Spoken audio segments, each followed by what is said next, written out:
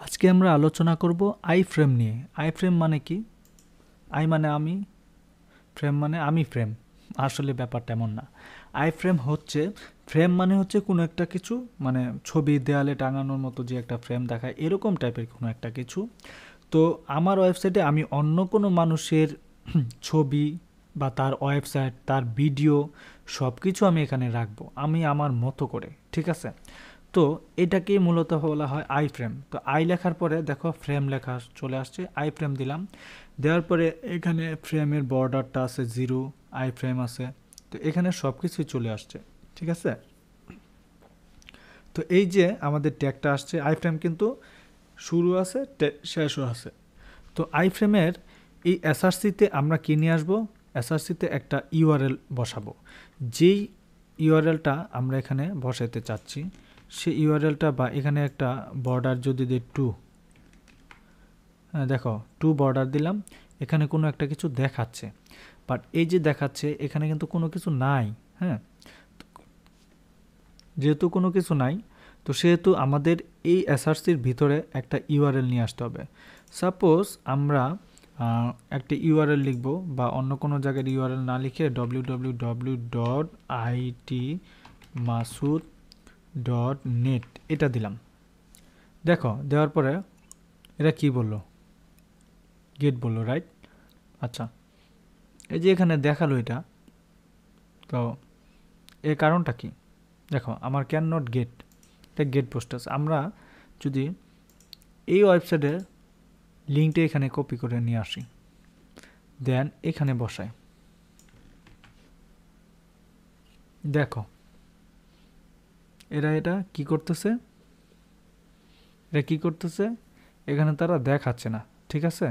আর এখানে যদি দেখাই, দেখো কি হয়, কোনো কিছু তারা শো করতেছে না। এই যে শো করছে না, এই শো না করার মধ্যে একটা কারণ আছে, ঠিক আছে? আচ্ছা, আই ফ্রেমের ভিতরে টাইটেল ফ্রেম, এক্সাম্পল ফ্রেম, অনেক কিছুই আমরা দেখব।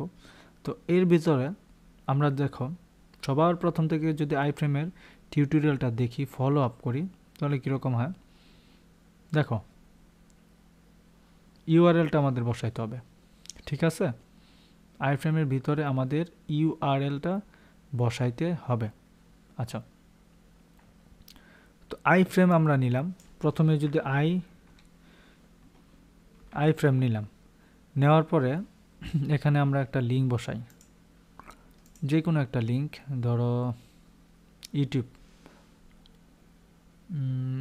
ইউটিউবের লিঙ্ক বসাবো, না অন্য কোনো ডাইটেক বা ডকুমেন্ট, কি বসাবো মনে নাই। হ্যাঁ, ডেমো এটার একটা লিঙ্ক বসাই। আচ্ছা, এটার লিঙ্ক বসাই, দেখি তো দেখা যায় কিনা। দেখো চলে গেছে, বসে গেছে কিন্তু। হ্যাঁ, এখন দেখো এইখানে একটা আই ফ্রেম আমরা বসাইছি।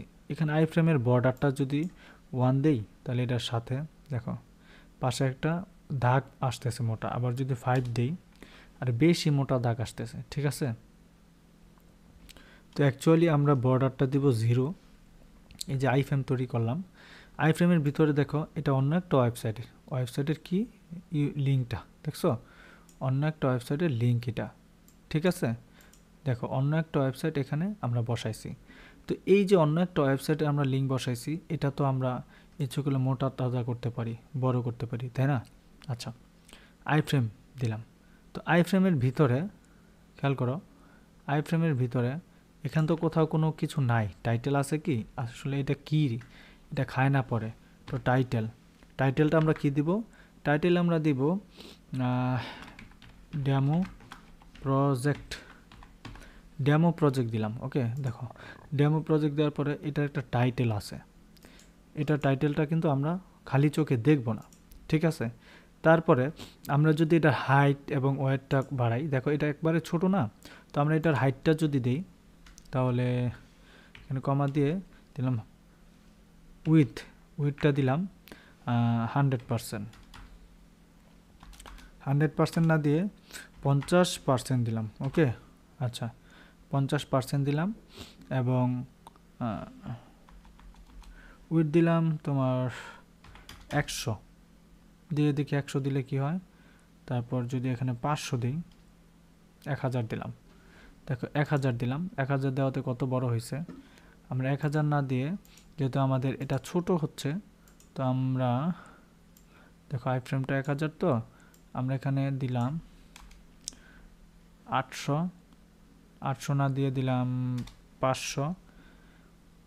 দেখো আমরা উইথ দিলাম 500 এবং হাইট দিলাম তোমার 300 দিলাম, 300। দেখো হাইট দিলাম 300, ঠিক আছে। এই যে একটা ফ্রেম দেখা যাচ্ছে, রাইট। আচ্ছা, এখানে কিন্তু বারবারে কমা দেওয়ার কোনো দরকার নেই।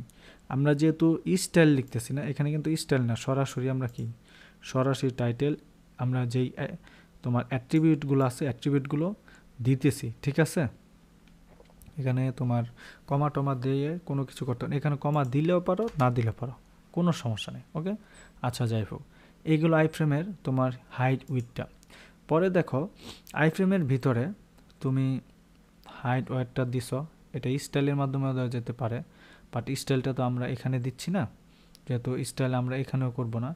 স্টাইলে আমরা কোথায় করব, যখন আমাদের তোমার যেমন পিট্যাগের ভিতরে কিন্তু কোনো অপশন নাই, তাহলে আমরা এখানে স্টাইল বসাবো। আর আইফ্রেম লিখছি, এর ভিতরে দেখো কোড লেখার জন্য কিন্তু অনেক সিস্টেম আসছে, তাহলে এইখানে আর স্টাইলটা লেখা যাবে না, এটা মাথায় রাখতে হবে, এটা একটা নিনজা টেকনিক, ঠিক আছে। দেখো আমরা এই লিঙ্ক লিখলাম, এর সাথে দেখো কিছু অপশন আসছে, এখানে আর স্টাইল লেখা যাবে না, ঠিক আছে।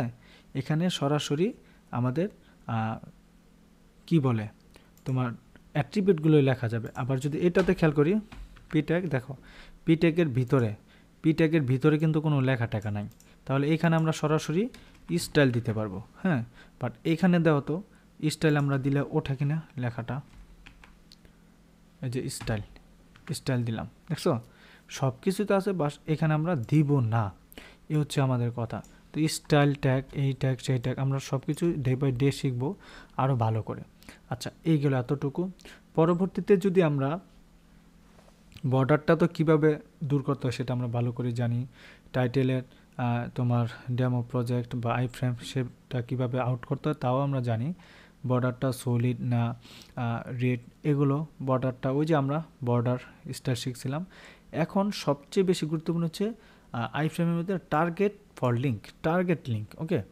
আচ্ছা, আমরা তো লিঙ্ক যখন যুক্ত করি এসরেফের ভিতরে তখন তো আমরা টার্গেট দিচ্ছিলাম, রাইট। এখনও আমরা টার্গেট দিব, বাট এখানে টার্গেট আসতেছে না। এর কারণ কি খেয়াল করো, এর কারণ আছে অবশ্যই। আমরা তো এখানে লিঙ্ক দিছি কিসের, একটু খেয়াল করো। আমরা লিঙ্ক বসাবো কোথায়, এইখানে টার্গেট, সরি এখানে না, আমরা এইখানে বসাবো। বাট আমাদের টার্গেটটা কোথায় দিতে হবে একটু খেয়াল করো, যদি দেখাই, এটা দেখো আইফ্রেম তো শেষ, রাইট। আইফ্রেম শেষ, আইফ্রেমের পরে আমরা একটা পিট্যাগ নিব, আইফ্রেমের পরে একটা পিট্যাগ নিব, পিট্যাগের ভিতরে আমরা একটা এই ট্যাগ নিব। এই ট্যাগ নেওয়ার পর আমরা আমাদের কাঙ্ক্ষিত ওয়েবসাইটের নামটি এখানে দিব, যেমন এই যে ডেমো পজ, এটা দিলাম। দেওয়ার পরে এই যে এখানে বসাইলাম, এইখানে আমরা লিখব কি, এখানে তো আমরা টার্গেট দিই, রাইট। এবার টার্গেট আসছে, এবার টার্গেট দিলে ব্ল্যাঙ্ক, ওকে। আচ্ছা, আইফ্রেম এ, আচ্ছা টার্গেট। এবার খেয়াল করো, আমরা যদি দেখাই টার্গেট দিলাম, টার্গেট দেওয়ার পর এখানে যদি লিখি ডেমো দিলাম, ওকে। এখন একটু সাইডে গিয়ে দেখো এখানে ডেমো আসছে, বা ডেমোতে দিলে সরাসরি এই ওয়েবসাইটে চলে আসতেছে একটা নতুন কি বলে ডেমো থেকে এখানে চলে আসতেছে নতুন লিঙ্কের ভিতরে। বাট আমরা চাচ্ছি কি, খেয়াল করো আমরা চাচ্ছি এই ওয়েবসাইটটার মতো, লাইক এখানে দিলাম। দেখো এখানে আমরা যখন এখানে ক্লিক করলাম তখন অন্য একটা ওয়েবসাইটে চলে আসছে, নিচে লিঙ্ক আছে বাট অন্য একটা ওয়েবসাইটে দৌড়ায় চলে আসছে। তো এর জন্য আমাদেরকে আইফ্রেমের ভিতরে একটা নেম অ্যাট্রিবিউট যুক্ত করতে হবে। তো নেম অ্যাট্রিবিউটটা যুক্ত কিভাবে করে সেটা আমরা যদি একটু দেখি, দেখো নেম একটা অ্যাট্রিবিউট যুক্ত করতে হবে। তাহলে আই ফ্রেমের ভিতরে দেখো আই ফ্রেমের যে কোনো একটা ভিতরে আই ফ্রেমের ভিতরে শেষ থেকে না, এখানে যে কোনো একটা জায়গায় নেম অ্যাট্রিবিউট দিব। সেই নেম অ্যাট্রিবিউটে আমরা নাম দিব ডেমো, যে কোনো একটা নাম দিব। আর এই টার্গেটের জায়গায় আমরা দিব কি ডেমো। ওকে, এবার দেখো আমরা অন্য একটা ওয়েবসাইটের নাম দিতে পারি, যেমন তোমার কি বলে আইটি masud.net দিলাম। এখন তুমি দেখো রিলোডে যাও, রিলোড করলা।